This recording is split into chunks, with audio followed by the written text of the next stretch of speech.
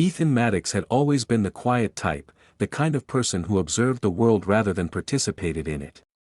At 18, he had moved to Riverbend, a small town cradled by rolling hills and dense forests, to live with his older brother Garrett while attending Riverbend University. Garrett, 24 and effortlessly charismatic, seemed to navigate life with ease.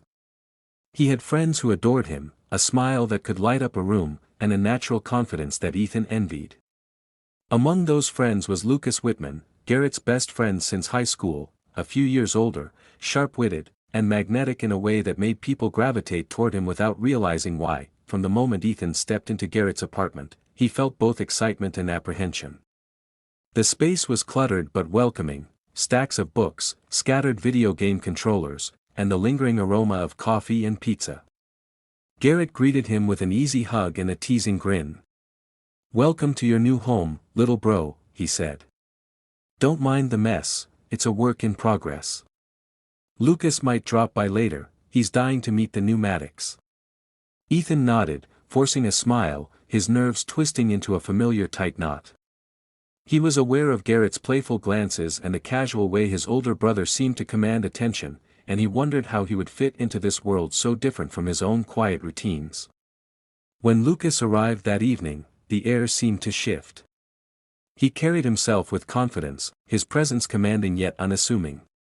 His eyes, dark and penetrating, lingered on Ethan in a way that made the younger boy acutely aware of himself, his posture, his hesitations, even the way he laughed. They played a few rounds of a video game, the room filled with the low hum of electronics, laughter, and the occasional teasing jab. Lucas's attention was sharp, but not overbearing. Ethan found himself relaxing, the tension in his chest easing slightly, though a subtle awareness of Lucas's gaze made him acutely conscious of every movement. By the end of the night, Ethan realized that he had spent hours in conversation without fully noticing the time passing. It was a rare feeling, being so present and so intensely aware at once. The next morning, the apartment was quiet except for the soft whir of the coffee maker. Garrett had already left for a meeting, leaving Ethan and Lucas alone. They moved around the space with ease, a delicate rhythm forming between them as they prepared breakfast together.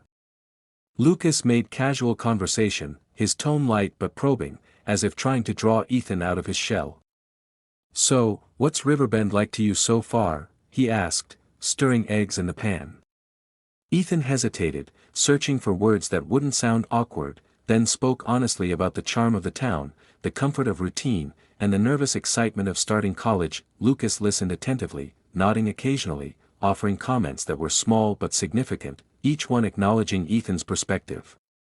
It was during these quiet moments that Ethan began to sense a subtle connection forming, a bridge between their worlds, built on curiosity, shared space, and the gentle warmth of attention. Their hands brushed once over the counter, brief and accidental, yet Ethan felt a shock run through him that made his stomach flip. He quickly withdrew, but Lucas's easy smile reassured him, as if the moment had been noticed and understood, not judged. Over the next few days, their interactions deepened. Ethan found himself looking forward to Lucas's visits, his arrival, his voice, and even the way he laughed.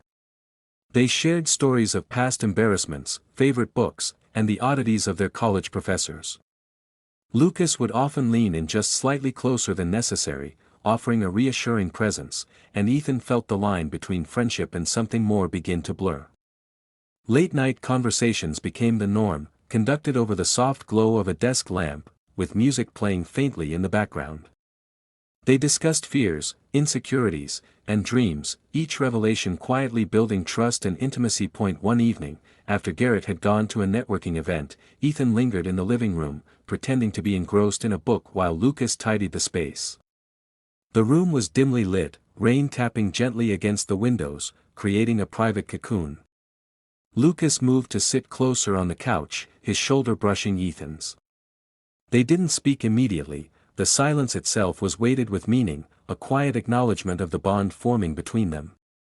Ethan's pulse quickened, and he struggled to focus on the words on the page.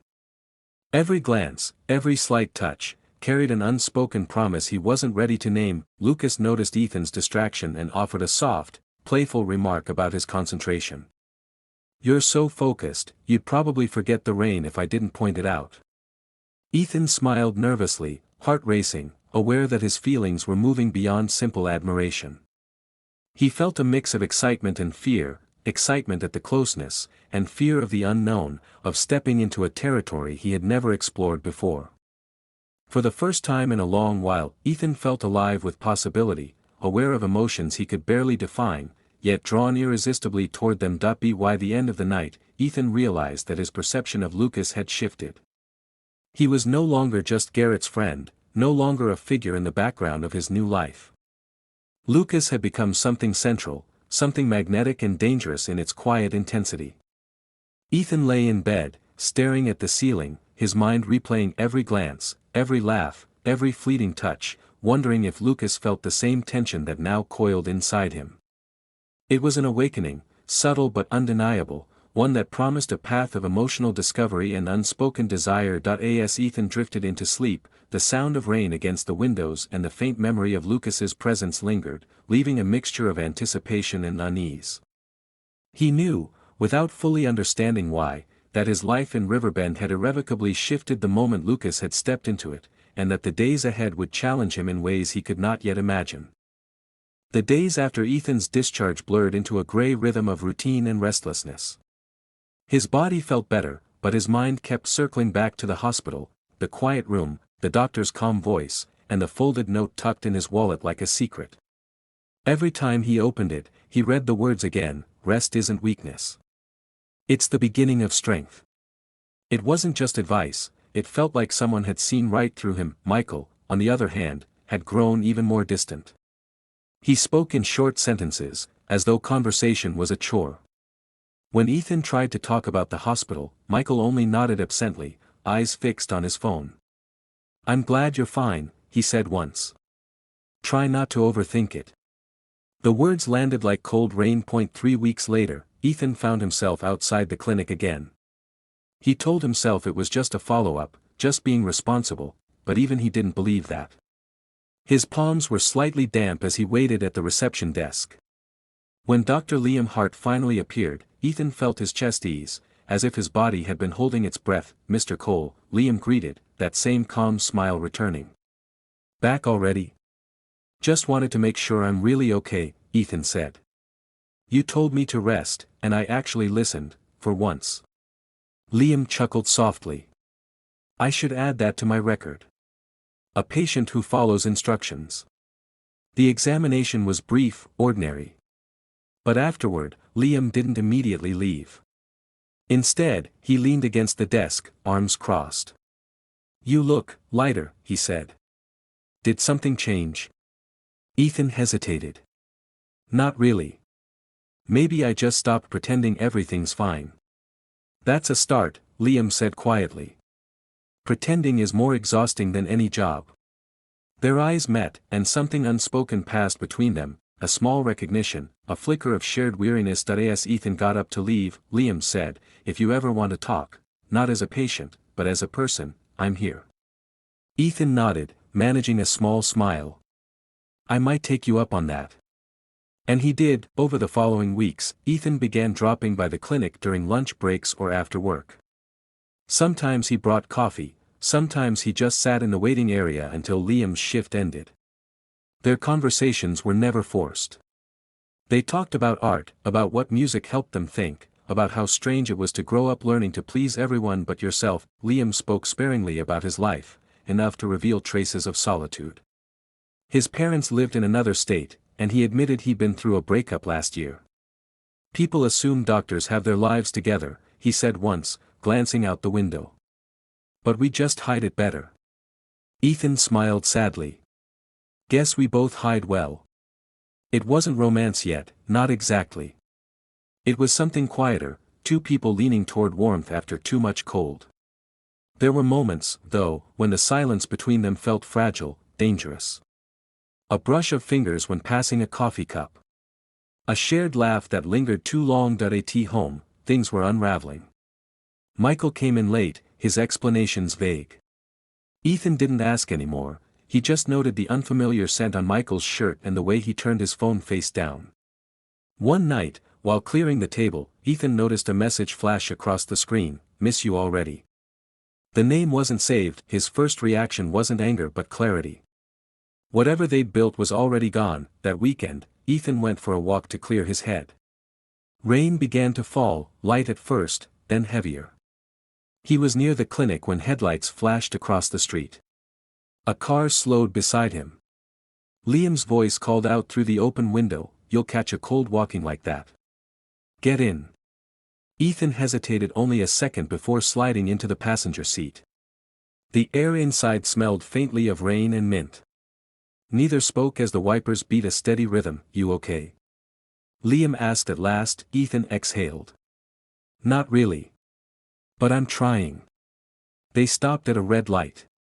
The glow from the street lamps flickered across Liam's face, calm, careful, human. "You don't have to be okay all the time," he said. "You just have to be honest." Something in Ethan broke then.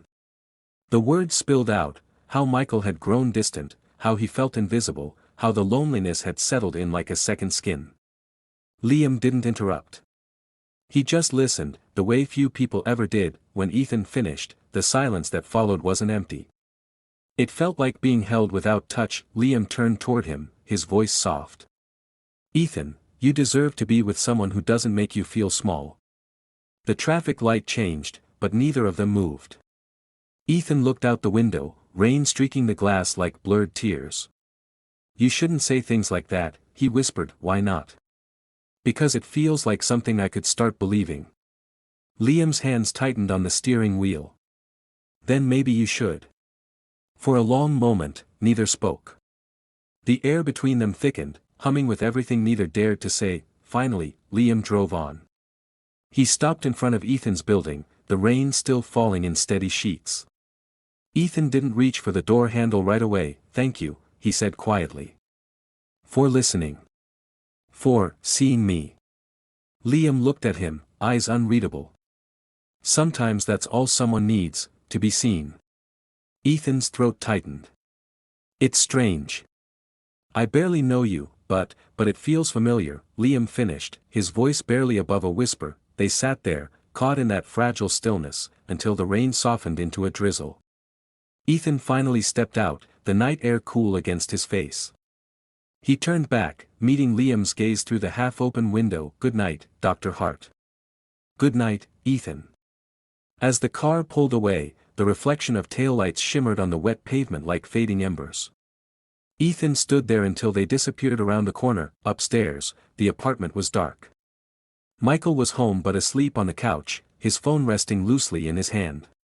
Ethan set his keys down quietly and watched him for a moment. There was no anger left, only distance. That he went to his room, sat on the edge of the bed, and took out the note from his wallet once again. "Rest isn't weakness." The words had changed meaning now. Maybe rest wasn't just about the body, it was about letting go of what no longer nurtured you. Outside, thunder rumbled softly, rolling through the city like a quiet warning. Ethan lay back, eyes open in the dim light, aware of the new truth forming within him. It wasn't love yet, not with Liam, not with anyone, but it was something close to hope, and that was more than he'd had in a long time. That he didn't know what came next. But for the first time, he wanted to find out. The tension between Ethan and Lucas had grown into a quiet storm, one that neither could ignore any longer. Garrett's unexpected early return from his business trip changed everything. Ethan had spent the afternoon with Lucas, preparing a simple dinner, laughing, and sharing quiet confessions that neither had voiced before. The apartment felt intimate, a space suspended outside of time, where the boundaries of friendship and something more blurred into uncharted territory. When Garrett walked through the door, his presence broke the spell, and Ethan froze. His pulse raced, not from fear alone, but from the awareness of how delicate the connection he and Lucas had forged truly was. Garrett seemed oblivious to the undercurrent swirling between the two younger men. He dropped his bag by the couch, greeting Ethan and Lucas with a casual, boisterous energy. "Hey, you two holding down the fort while I was gone?" he asked, laughing. Ethan's stomach tightened as he nodded, glancing at Lucas, whose expression was calm yet unreadable. In that moment, every look, every subtle gesture, felt magnified. Ethan sensed that Lucas was aware of the stakes, that each choice, each glance, carried potential consequences beyond the surface. Later that evening, after Garrett had gone to bed, the apartment quieted once again. The world outside the windows was cloaked in darkness, the hum of the city and the soft ticking of the clock amplifying the charged atmosphere. Ethan sat on the couch, book forgotten in his lap, aware of Lucas's presence beside him. The air was thick with unspoken words and restrained emotion, the quiet between them heavier than any conversation could be. Lucas shifted slightly closer, the warmth of his shoulder brushing against Ethan's. Their eyes met, and in that instant, months of unspoken longing and tentative gestures coalesced into something undeniable. The first kiss was tentative, brief, a question and an answer in the same movement. Ethan felt a rush of exhilaration and guilt collide within him, a sensation so intense that it left him momentarily breathless. Lucas's hands hovered at first, unsure, then found purchase gently on Ethan's arms, grounding them both in the reality of the moment. It was a silent acknowledgement of months of tension, of feelings carefully nurtured in stolen glances, whispered conversations, and subtle touches. They pulled back slightly, foreheads resting together, hearts racing, both aware that what had happened was transformative yet precarious. Words came slowly, each chosen with care. Lucas's voice was low, measured, and resonant with an emotion Ethan had not anticipated. "I've felt this way for a long time, but I didn't act because I respected him, respected your brother," Lucas confessed. Ethan's chest tightened, a mixture of relief and fear washing over him. He had imagined this moment countless times in his mind, yet the reality was far more intense than any fantasy. They lingered in the quiet, exploring the depth of their emotions without needing to speak further, understanding that the connection between them had shifted from curiosity to something profound and irrevocable. The climax of their story was not defined solely by the kiss or the confession, but by the emotional stakes that accompanied it. They both understood the consequences: Garrett's trust, the fragile nature of friendship, and the delicate balance of secrecy that now governed their interactions. Each shared glance carried the weight of potential exposure, each small touch a reminder of boundaries yet to be tested. The thrill of intimacy mingled with the fear of discovery, creating a tension that was both exhilarating and terrifying. Ethan's mind raced with conflicting emotions, desire, loyalty, guilt, and excitement intertwining in a tangled web. He replayed Lucas's words over and over, feeling the truth of them resonate deep within. Lucas's confession was not just an admission of attraction, it was an acknowledgement of restraint, of care, and of the complex emotions that had defined their interactions for weeks. In that quiet space, Ethan realized that he, too, had been restrained, not by fear alone, but by a need to protect the delicate equilibrium of their relationships, a balance now irrevocably shifted. As they sat side by side, the room dimly lit by the soft glow of the lamp, Ethan felt a mixture of anticipation and dread. The path forward was uncertain. They could continue this clandestine connection, navigating a precarious balance between desire and loyalty, or they could retreat into caution, letting fear dictate the terms of their interactions. Neither option seemed simple, and both carried consequences that could reshape their lives. Lucas reached for Ethan's hand, a subtle gesture loaded with meaning. Ethan's fingers intertwined with his, the contact electric yet grounding, a quiet affirmation that they were both committed to navigating this new reality together. In that moment, the world outside the apartment, Garrett, the university, the town of Riverbend, seemed to fade, leaving only the intensity of the present, the shared understanding, and the fragile, thrilling intimacy of connection finally acknowledged. The night ended without a resolution, leaving the tension unresolved, a suspended promise of what could come next. Ethan lay in bed, replaying every detail, heart still racing, acutely aware that the kiss had changed everything. Lucas's presence lingered in his mind, a mix of comfort and fire that left him both exhilarated and cautious. For the first time, he felt the full weight and thrill of desire intertwined with responsibility and loyalty, a combination that both terrified and exhilarated him. By the morning, the apartment returned to its quiet routine, yet the air was different. Every glance, every casual conversation carried a subtle, electric charge. The connection between Ethan and Lucas existed now as a tangible reality, a bond forged in secrecy, longing, and careful emotional negotiation. While the story at this moment reached a turning point, the tension, the unspoken desire, and the emotional complexity promised that the days to come would be fraught with uncertainty, intensity, and discovery. Ethan understood that nothing would be the same again.